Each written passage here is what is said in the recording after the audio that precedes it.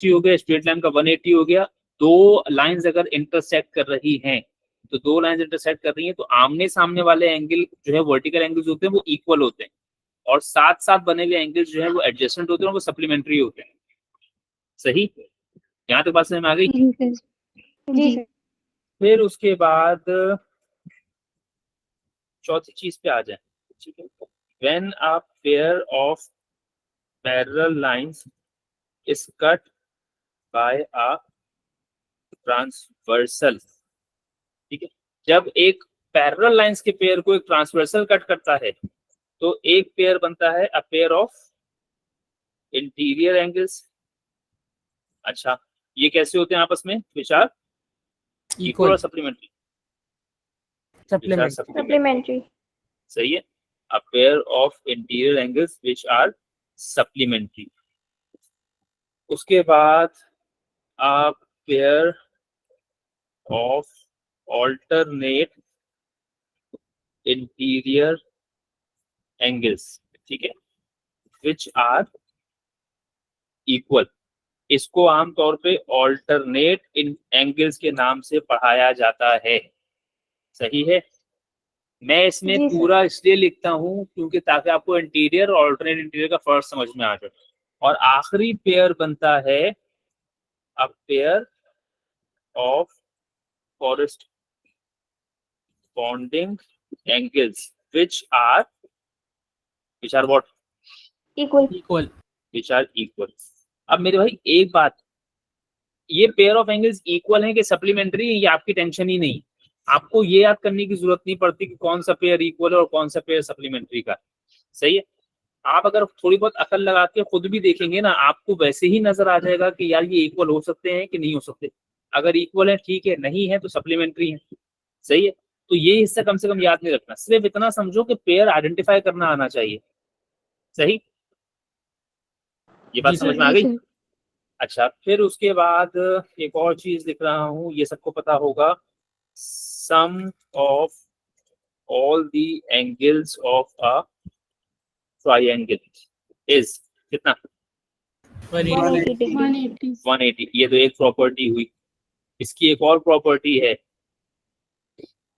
Triangles की एक और प्रॉपर्टी है, ये मैं बता बता के बुढ़ा हो गया मैं। Exterior angle sir. एक्सटीरियर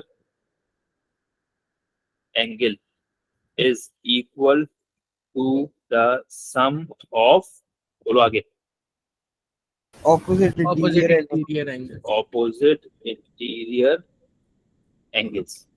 सही है बात? ये बात सही है? जी सर। ये मैंने आपके सामने 5 जो प्रॉपर्टीज है ना हमारी, मतलब 5 जो प्रॉपर्टीज अभी जो मेरे जहन में आई मैंने सारी लिख दी, ठीक है। और उसको मैं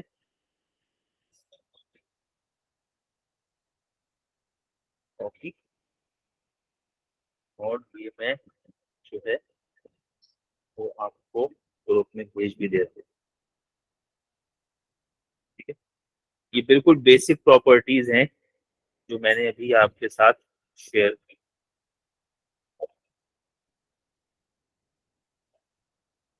सही है बात? अभी इसमें मैंने पॉलीगॉन्स का जिक्र नहीं किया है। अब इसमें थोड़ा सा समझ लीजिए बात को, एक दफा और समझ लीजिए। हालांकि मुझे अच्छी तरह याद है, ये मैंने 9th में भी डिस्कस किया है आप लोगों के साथ towards the end of the session, 10th में भी डिस्कस किया है, और अब मैं दोबारा ये डिस्कस कर रहा हूँ, ठीक है।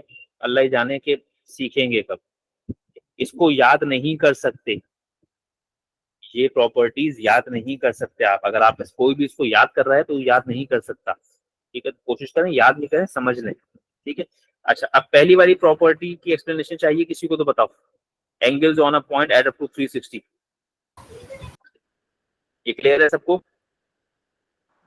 जी सर। मतलब पॉइंट क्लियर है सबको? जी सही है। फिर angles on a straight line add up to 180, ये क्लियर है? जी सर। फिर when two lines intersect a pair of vertical angles which are equal, ठीक है। जब दो लाइंस इंटरसेक्ट करती हैं, अभी सिर्फ दो लाइंस की बात हो रही है, मिसाल के तौर पर एक लाइन ये बनाई और एक लाइन मैंने ये बनाई।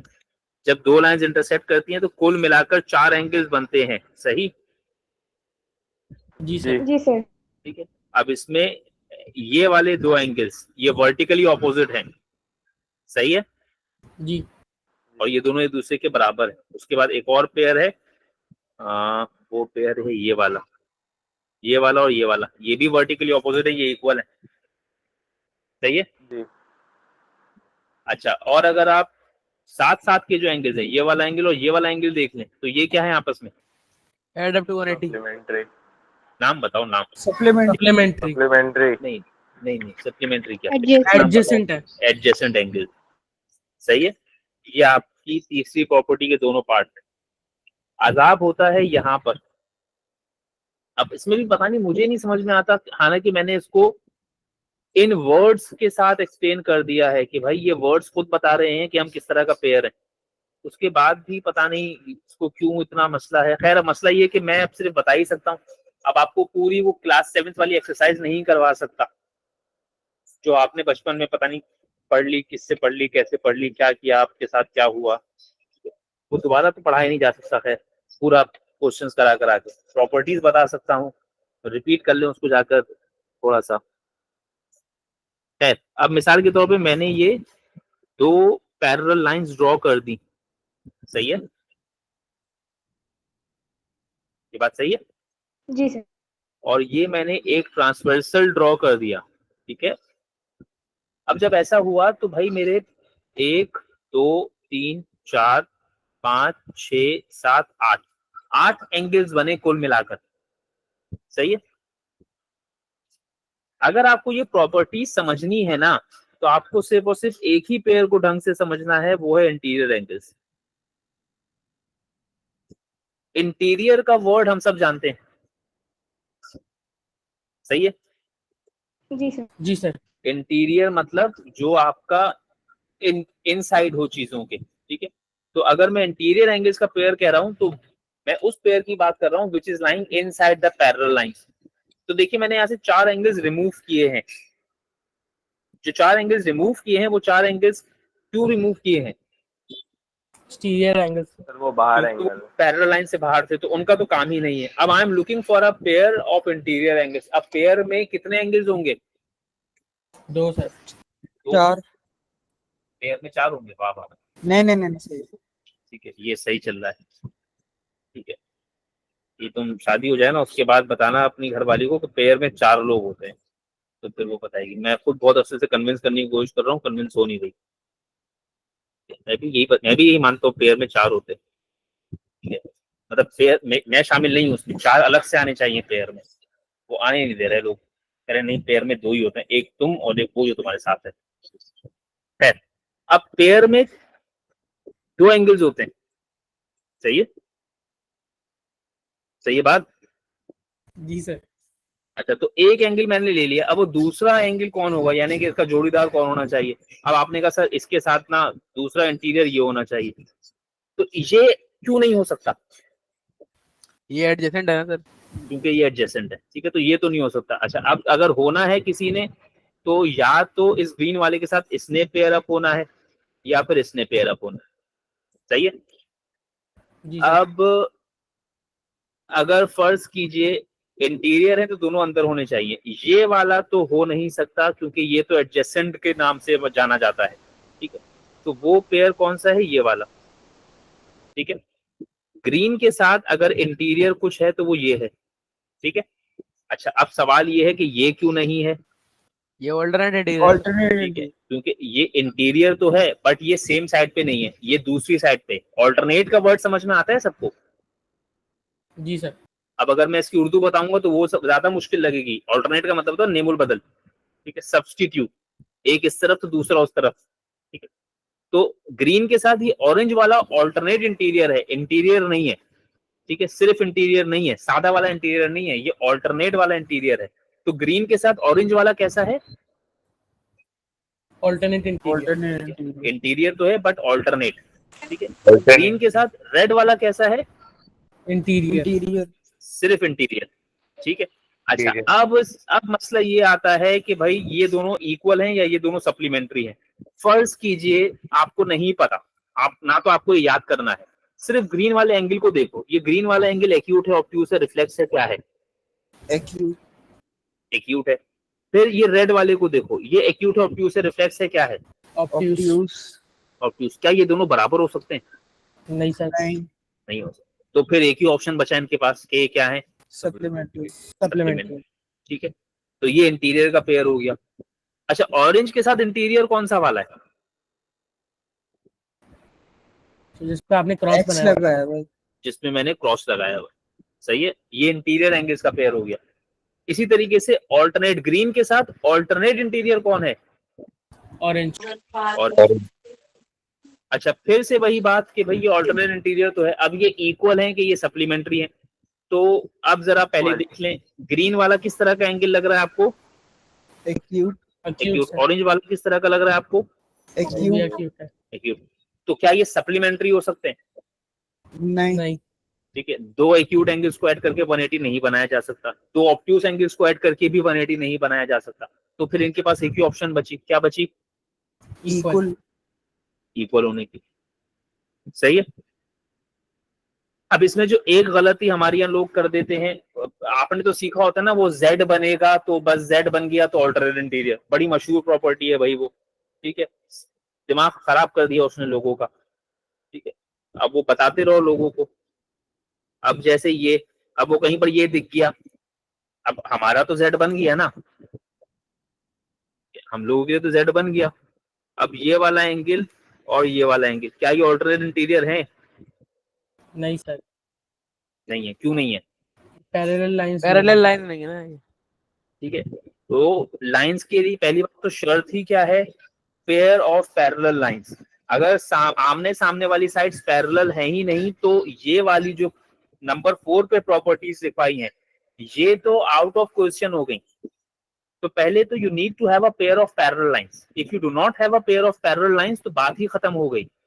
सही है, लेकिन हमारे यहाँ क्योंकि हमने पढ़ा हुआ क्या है कि Z बन जाएगा तो बस फिर वो हम बना देंगे प्रॉपर्टी, तो अजाब हुआ भाई जिंदगी का। लोगों को सिखाते रहो कि भाई नहीं ये नहीं हो सकता, Z नहीं बन रहा, लेकिन लोग जिद पकड़ के बैठे हुए कि नहीं, हमारी वो मिस ने तो बताया था कि Z बन जाएगा तो बस बात खत्म हो जाएगी, फिर दुनिया चाहे यहाँ की वहां हो जाए। और सोने पे सुहागा ये है कि ये जो लोग पढ़ा रहे हैं मिडिल स्कूल्स में, आंसर्स गलत आ रहे हैं, उसके बाद भी कह रहे हैं कि नहीं हमारा आंसर सही है, बुक का आंसर गलत है।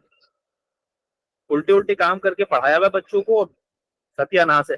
अब वो किसी को समझाते भी रहो कि नहीं भाई खुदा का वास्ता है, अल्लाह का वास्ता है, लेकिन नहीं मानते लोग। अच्छा, ये दो प्रॉपर्टीज हुई। अब उसके बाद एक पेयर आता है कॉरेस्पॉन्डिंग। मैंने मेरे ख्याल में कॉरेस्पॉन्डेंस का वर्ड जितना इस बैच को सिखाया है ना, शायद ही किसी ने सिखाया होगा। कॉरेस्पॉन्डेंस का वर्ड सिखाया था एक जमाने में। क्या पढ़ा रहा था तो सिखाया था? कौन से टॉपिक में कॉरेस्पॉन्डेंस सिखाई थी? कहा था उस टॉपिक को पढ़ना है तो कॉरेस्पॉन्डेंस का मतलब समझो। याद है किसी को कॉरेस्पॉन्डेंस का वर्ड पढ़ाया? तुम लोगों को 9th में पढ़ाया था topic, similarity and congruence. Similarity and congruence. ठीक है, कॉरेस्पॉन्डेंस का मतलब होता है जैसे को तैसा। ठीक है, जैसी चीज इस तरफ नजर आ रही है बिल्कुल वैसी दूसरी चीज कहीं और नजर आ जाए। अब जैसे ये एंगल है ना, मिसाल के तौर ये एंगल है, अब बताओ ये किस तरह का एंगल है? एक्यूट है, ऑब्ट्यूस है, राइट है कि क्या है? एक्यूट अब सिर्फ इतना तलाश करो कि इस पूरी डायग्राम में एक्यूट एंगल और कहां पर है? ऊपर वो एक ऊपर है और एक दूसरी साइड पे सर और एक मेरे ख्याल में ये है। जी सर और वो एक इंटीरियर वो रेड का ऑल्टरनेट भी है और एक सही है। ये चार आपके पास जो है वो एक्यूट एंगल्स हैं। मैं रेड का कॉरेस्पॉन्डिंग तलाश कर रहा हूं फिलहाल, या मैं ये तलाश कर रहा हूं कि रेड के साथ ये जितने भी एंगल निकाले इनका क्या कनेक्शन है। अब रेड के साथ ब्लू का क्या कनेक्शन है? इक्वल वर्टिकली ऑपोजिट इक्वल तो सारे हैं, अच्छा वर्टिकली ऑपोजिट चारों के चारों एंगल्स बराबर हैं। मैं सिर्फ नाम पूछ रहा हूँ। ठीक है, ये चारों के चारों एंगल्स बराबर हैं। बात समझ आई? जी सर ठीक है, तो रेड के साथ ब्लू क्या है? Vertically opposite vertically opposite. तो ये कॉरेस्पॉन्डिंग तो नहीं हो सकता। सही है। जी सर जी सर। अच्छा, फिर रेड के साथ ऑरेंज क्या है? alternate Alternate तो ये भी कॉरेस्पॉन्डिंग नहीं हो सकता। अब रेड के साथ ग्रीन, क्या ये वर्टिकली ऑपोजिट है? नहीं सर। नहीं क्या ये एडजेसेंट है? नहीं सर। नहीं ये इंटीरियर है? नहीं नहीं क्या ये ऑल्टरनेट इंटीरियर है?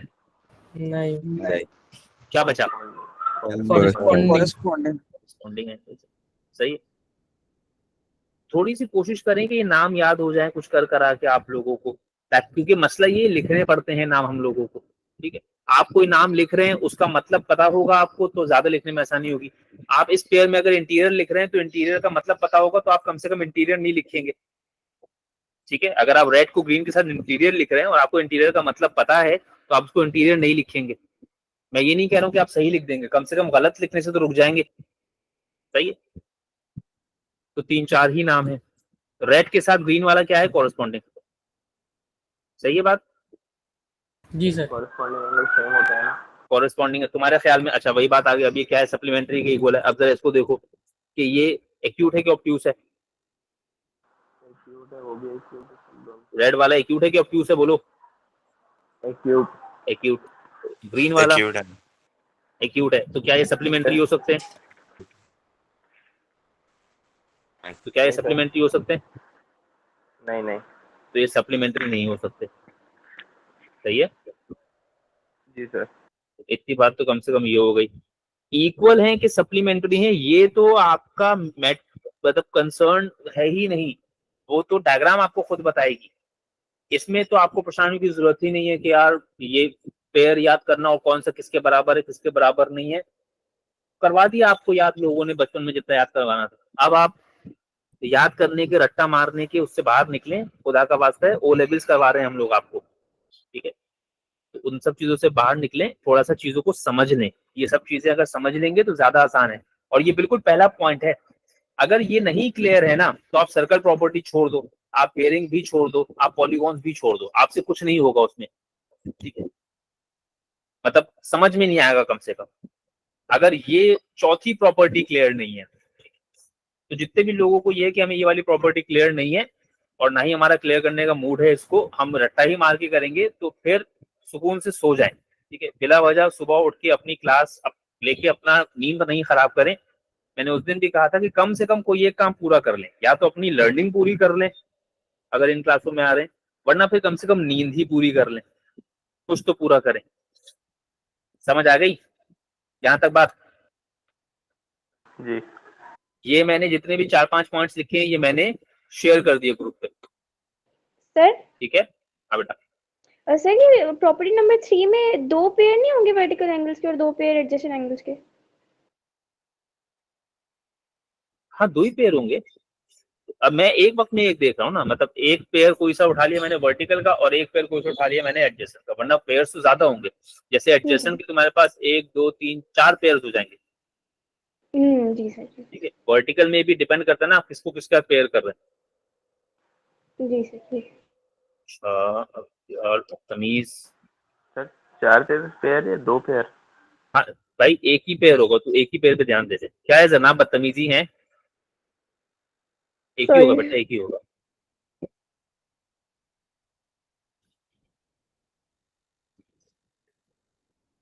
लोगों से एक एक पेयर नहीं समझ रहे, लोगों को 4-4 चाहिए।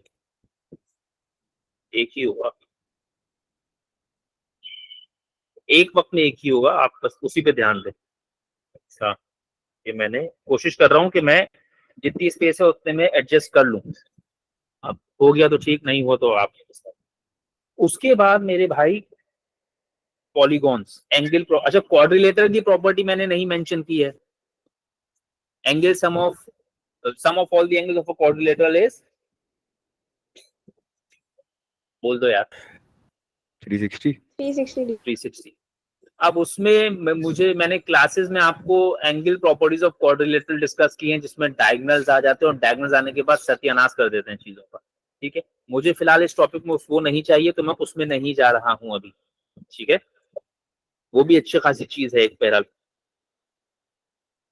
अब उसके बाद एक चीज, अच्छा अभी मैं पहले इससे रिलेटेड सवाल कर देता हूँ, ठीक है। लिख दे रहा हूँ बस यहाँ पर, याद रखना ताकि ये एक्सप्लेन कर दूं। और ये पॉलीगॉन्स के फॉर्मूले याद मत करना, ये मैंने समझाया वैसे मेरे ख्याल में किसी टॉपिक में। सर आपने Polygons पूरा के टॉपिक formula- पढ़ाया हुआ है, और आपने पढ़ाया हुआ है टॉपिक टॉपिक। पढ़ाया हाँ है। पढ़ा हुआ तो है, लेकिन अब नहीं याद रहता ना, लोगों को समझ में ही नहीं आता, मसला ये है।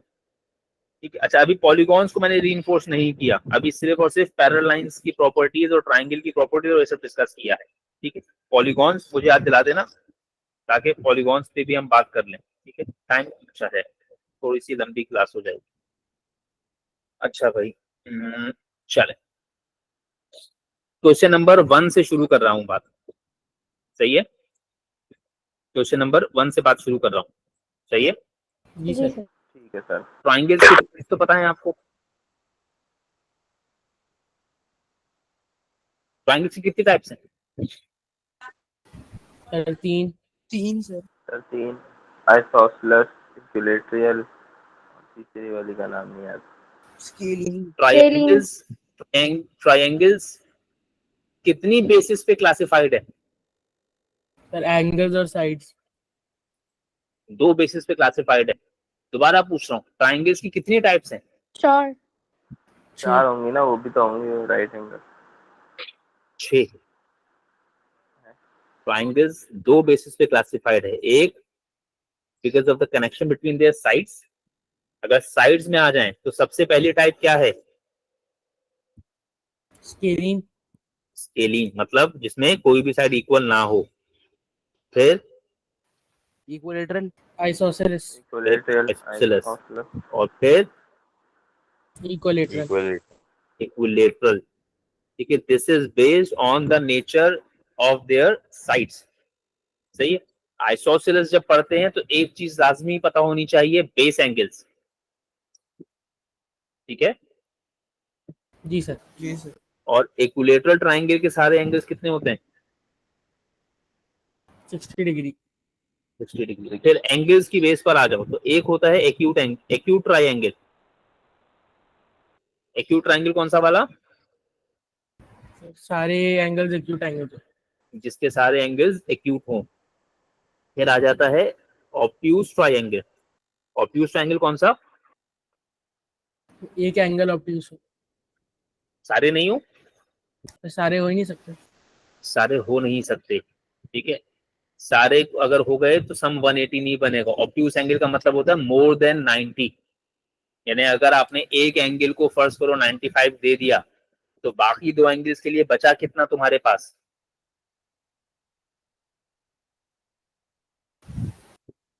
सर 90 बचा। अबे 95 दे दिया एक एंगल को, अच्छा तो बाकी 85 बचाना, तो 85। वो 85 में से आप ऑब्ट्यूज तो दे नहीं सकते, तो ऑब्ट्यूज ट्रायंगल एक ही एंगल ऑब्ट्यूज होगा। जी। फिर आखिरी वाले में आ जाता है राइट ट्रायंगल। राइट ट्रायंगल में क्या होता है? सर वो एक एंगल 90 90 डिग्री डिग्री होता है। ये आपके 6 टाइप्स हैं ट्रायंगल्स के। अच्छा जी, अब बिल्कुल बच्चों वाला सवाल शुरू कर रहा हूं। एक बात, जो भी चीज फाइंड आउट कर रहे हैं, ज्योमेट्री में, ट्रिग्नोमेट्री में जो भी चीज फाइंड आउट कर रहे हैं, पहले पता कीजिए, पहले क्या चीज पता करनी है आपको? अगर आपको एक चीज मालूम करने के लिए गई साइड या एंगल, तो पहला काम क्या है आपका? सर वो लाइन उसे आइडेंटिफाई करें।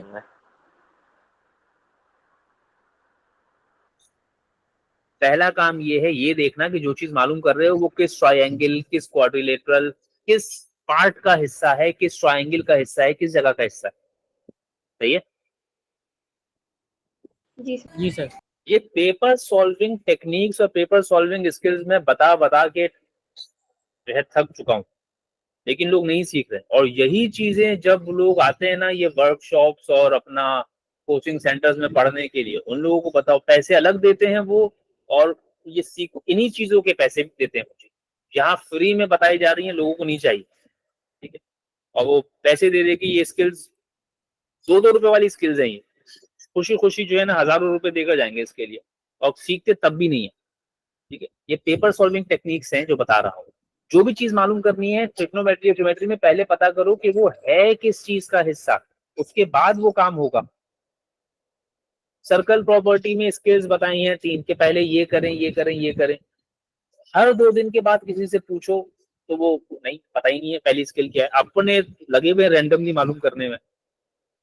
AED, AED मतलब ये वाला एंगल, सही है बात। जी सर। जी सर। अब डायरेक्ट ये आंसर बता एंगल दो। हमें मालूम करना है, ये किस ट्रायंगल का हिस्सा है। ट्राइंगल AED, ट्रायंगल एडी, ठीक है, AED किस तरह का ट्रायंगल है। आइसोसेलेस। आइसोसेलेस। ठीक है, जब भी क्वेश्चंस करें इन मार्क्स पे जरूर ध्यान रखें, ठीक है, ये ओवरलुक होते हैं मार्क्स, बहुत ज्यादा ओवरलुक हो जाते हैं मार्क्स हमारे। सर्कल प्रॉपर्टी में तो बहुत ही ज्यादा घूमते रहते हैं यहाँ से वहां लोग, ये मार्क्स नहीं नजर आते उनको। ठीक। फिर अब आइसोसेलेस ट्रायंगल है, अब सोचिए आइसोसेलेस ट्रायंगल है तो आपको क्या कुछ पता है। दो एंगल्स पता है। बेस दो एंगल एंगल पता है। बेस एंगल्स पता है। अब बेस एंगल्स कौन कौन से हैं। 65 AED और ADE। ED base base angle, EAD और ईएडी और EDE। ईडीए। EAD और EDA, सही है। तो अगर जी सर। EDA 65 है तो EAD भी 65 है, सही है। जी सर। जब भी ये सवाल करें तो पेंसिल से डायग्राम में जो चीजें मालूम होती जाएं वो लिखते जाएं, सही हो गया। अच्छा जी जी, सर। अब मेरे पास जो है वो अगेन वही बात आ गई, जो मालूम कर रहा हूँ वो इस ट्रायंगल का हिस्सा है और आपको ट्रायंगल के दो एंगल्स पता है, ये बात सही है। जी सर।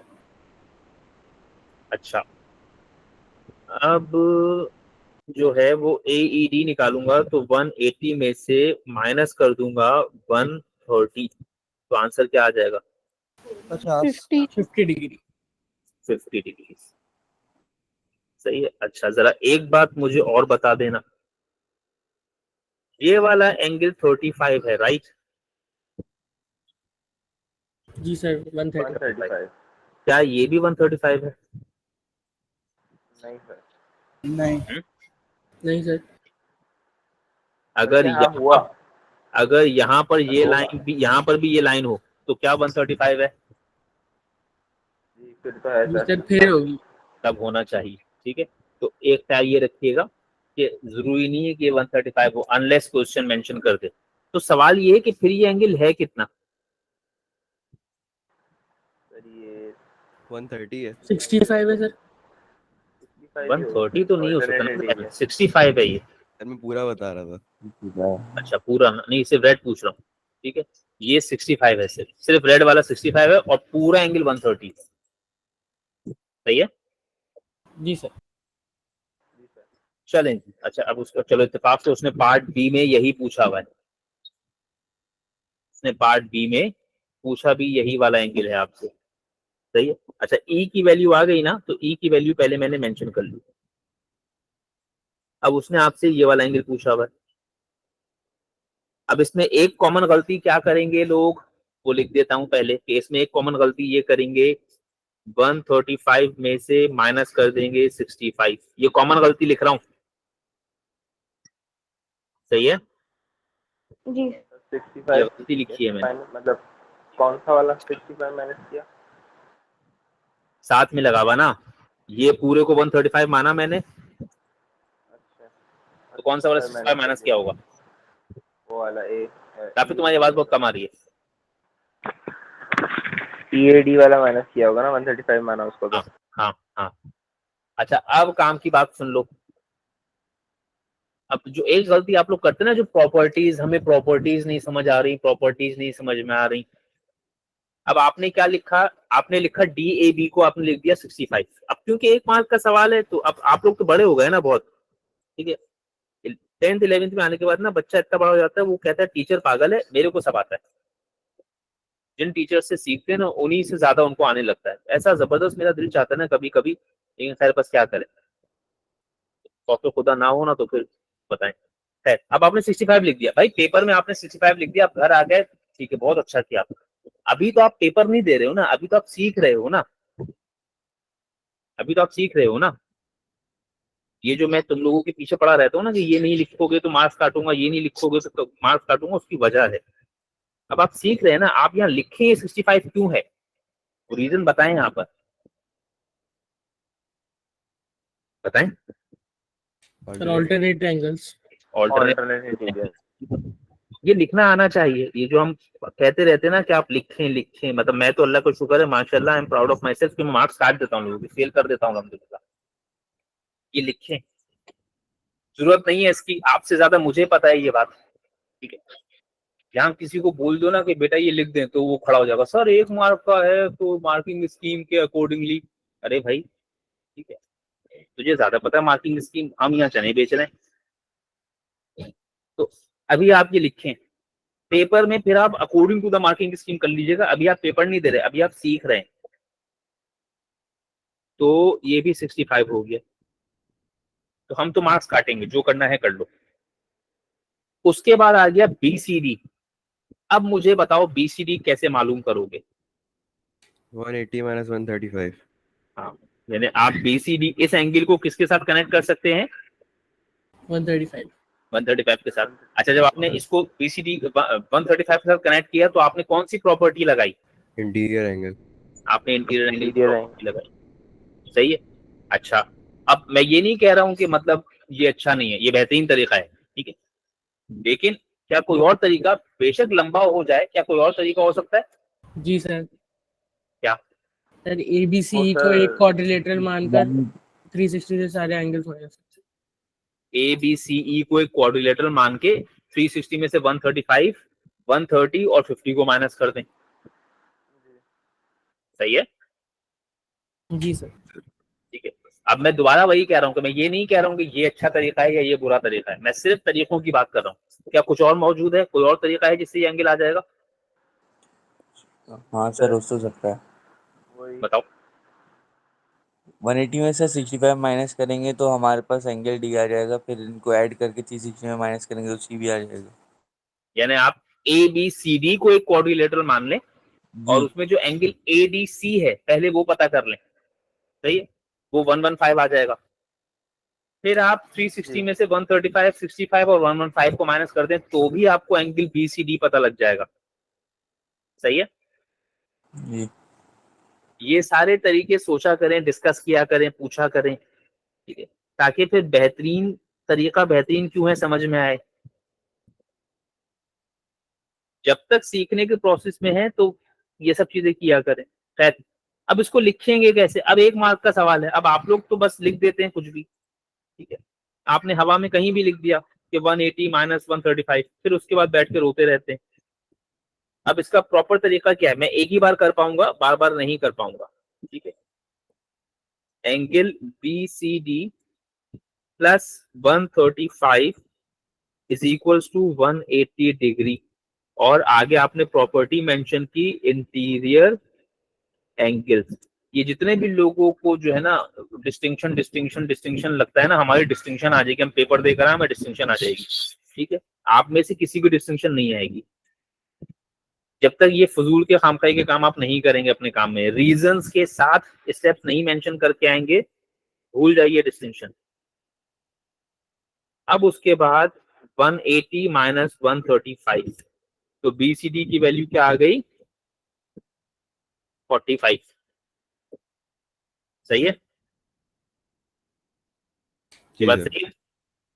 ये तो मैंने किया। अब मैं आपको इस ऑरेंज कलर से दिखा रहा हूं कि आपकी वर्किंग क्या होगी इस सवाल में। आपकी वर्किंग ये होगी, ठीक है, बहुत ज्यादा ये होगी, या आपकी वर्किंग सिर्फ इतनी होगी, सही है।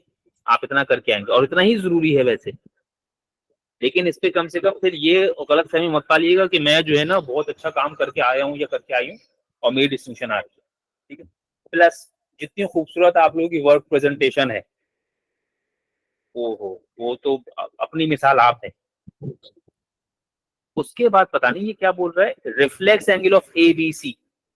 ये रिफ्लेक्स एंगल कौन सा होता है? 360 डिग्री। ऐड अप टू 360 क्या हो गया? तो 360 सर वो पूरा More than 180 360 degree. 180. अच्छा, मोर देन 180 का मतलब जैसे 704.20, नहीं sir, more than 180, less than 360. तो पूरा बोलो ना, मोर देन 180 और लेस देन 360। मोर देन 180 में तो मैं पता नहीं कहां का जाता रहूंगा, तो मोर देन 180 और लेस देन 360, सही है। जी सर। तो अब जैसे ए बी सी, तो अब ए बी सी, अब ए बी सी पे कितने एंगल बने हुए हैं आपके पास? 2 सर। दो बने हुए, ठीक है। ये जो एक लिखा हुआ है, क्या मुसीबत है, वो क्या है? वो नॉन जो रिफ्लेक्ट लिखा हुआ है वो नॉन वो रिफ्लेक्स, सर वो तो मतलब ऑब्ट्यूज नॉन है। रिफ्लेक्स, ऑब्ट्यूज है, ऑब्ट्यूज है ऑब्ट्यूज है। और रिफ्लेक्स कौन सा वाला है? सर, वो उसके बाहर जो बना हुआ है बाहर ये जो बना हुआ है। ये 135 पूरा के बाहर। एंगल। प्रॉपर्टी बताओ, angles at a property Zone of लगाओ, point. Angles on a point. Angles on a point, ठीक है। तो अब दोबारा आप क्या करेंगे, reflex angle A B C के लिए आप क्या कर दीजिए, आप कर दीजिए भाई angle, reflex angle A B C, reflex angle A B C plus 135 is equal to 360 degree, और प्रॉपर्टी मेंशन कर दीजिए एंगल्स ऑन अ पॉइंट। इतना भी मेंशन करेंगे तो अगले को समझ में आ जाएगा। सर, अगर हम इसको डायरेक्ट 360 माइनस 135 लिखें और उसके बाद हम प्रॉपर्टी का नाम लिखें तो बात एक ही होगी क्या? वही तो बता रहा हूँ कि ये लिखेंगे तो फिर बात है, प्रॉपर रीजन प्रॉपर स्टेटमेंट्स के साथ लिखी जाती है। वैल्यूज के साथ रीजंस लिख सकते हैं, लेकिन अच्छी ये तब लगेंगी जब आप प्रॉपर प्रॉपर्टी के साथ लिखें। मैंने अगर सर्कल प्रॉपर्टी पढ़ा है तो मैं हमेशा एक बात की जिद करता हूँ कि पहले मुझे प्रॉपर्टी या formula in terms of variable लिख कर दिखाओ। तुम्हें क्यों याद होगा? तुम्हारा ध्यान क्लास में मुझ पे कहाँ होता है? सर, मुझे कुछ कहना, सॉरी, मैं वो मम्मा की बात सुन रहा था। हाँ हाँ, ऐसे ही होता है। बोले बोले बोले, क्या बिल्कुल, कह यही तो मैंने कहा, तुम्हारा रहे? ध्यान क्लास में मुझ पे नहीं होता, अम्मी पे ही होता है। यही मैं भी कहना चाह रहा था। नहीं सर, मैं मम्मी की बात सुन रहा था, वो कुछ कह रही है सामान मैं तो लाना है। यही तो हम कह रहे हैं, इनकार हम कर ही नहीं रहे कि पढ़ते वक्त तुम्हारा क्लास मुझ पे नहीं होता, अम्मी पे होता है। कौन कर रहा है इस बात से? ये तो शुगर को रिएक्शन रिएक्शन ढूंढ ऑन रहा नहीं था, रिएक्शन ढूंढ रहा था। है, तो क्या शुगर को रिएक्शन ऑन नहीं है। ये समझ में आ गया? ये समझ में आ गया? जी सर। जी सर। जी जी। अभी टाइम है 4 मिनट है। 4 मिनट है सर। अजाब है सबको कोई चीज। चलो ये एक सवाल और करते हैं। Question number 2, find x. अब जरा देखिए जहां पर एक्स है, अब सबसे पहले एक्स जहां पर है तो एक्स की वैल्यू मालूम करने के लिए आप कोशिश ये करेंगे जो एंगल्स पता है उनके साथ उसका कोई कनेक्शन बना सके, ठीक है? स्टार्ट जी सही सर। कीजिएगा सर। है। अच्छा, सवाल तो बाद में कीजिएगा। बताइए इसमें कितनी पैरेलल लाइंस हैं? सर, 3। 3। 3। इसमें कितने ट्रांसवर्सल्स हैं? में 2। 2। इसमें ट्रांसवर्सल्स 2 हैं, ठीक है। अच्छा भाई, तो फाइंड एक्स। अब ये एक्स जब मालूम करना है तो जहां पर एक्स है तो वो एक्स पैरेलल लाइंस के बीच में है या पैरेलल लाइन से बाहर है? बीच में। बीच में। बीच में। ऊपर वाली पैरेलल लाइन से तो बाहर है। जी। तुमने बीच में ही क्यों बोला? सर, वो तो वो बीच में एक दूसरी और जो भी तो है। पैरेलल लाइन है नीचे वाली उनकी 2 बीच के में। बीच में। नीचे वाली वाली दो के बीच में मान लिया, तो अगर मैं बोलूं, क्या मैं ये पूछ सकता हूँ कि ऊपर वाली 2 पैरेलल लाइंस के मुकाबले में कहां पर है? क्या ये मैं पूछ भी सकता हूँ? जी। जी सर। ये मैं पूछ ही नहीं सकता, क्योंकि ऊपर वाली 2 पैरेलल लाइंस का जो ट्रांसवर्सल है, ठीक है, वो ये है। उससे बाहर जो एंगल है वो ये है, वो एक्स नहीं है। सही है? जी सर। तो अगर वो बाहर है भी तो कम से कम वो पूरा एंगल एक्स नहीं है जो बाहर है, उससे कम है, तो उसका कोई कनेक्शन ऊपर से बनेगा नहीं। तो खैर बहरहाल, अब एक्स जो है वो नीचे वाली पैरेलल साइड्स के इनसाइड है, तो अब या तो इन्हीं पैरेलल साइड्स के साथ कोई एंगल दिया हुआ हो, तो वो क्या दिया हुआ है? 140। 140। 140। अब मैं ये जानता हूँ ये 1 नंबर का सवाल है, ठीक है, मेरे इल्म में इजाफा करने की जरूरत नहीं है बिल्कुल भी। x plus 140 equal to 180, reason बताइए। Interior interior angle, interior angle. Interior angles ये लिखा करें, फिर पेपर में जाके जो है वो आपकी मर्जी है जो भी आपने करना है, और टाइम देख के फैसला कीजिएगा कि आप क्या कर सकते हैं। एक्स की वैल्यू आ गई 40, सही हो गया। जी सर। फिर y, अब y कहाँ पर है?